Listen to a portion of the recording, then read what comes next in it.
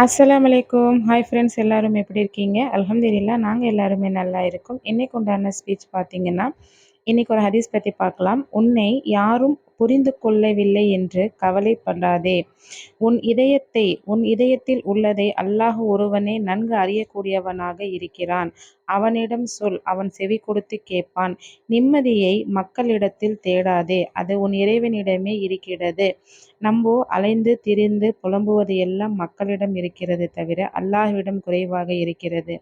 நம்ம படைத்தவனை நம்ம எப்போ உற்று நோக்கி அவனிடம் நம்ம சரணடைகிறோமோ, நம்மளுடைய எல்லா நிம்மதியையும் நம்ம எல்லாருடைய தேவைகளையும் நிறைவேற்றக்கூடியவனாக இருக்கிறான். அவனிடத்தில் கேட்போமாக, அவன் அனைத்துமே வாரி வாரி வழங்கக்கூடிய இடத்தில் இருக்கிறான்.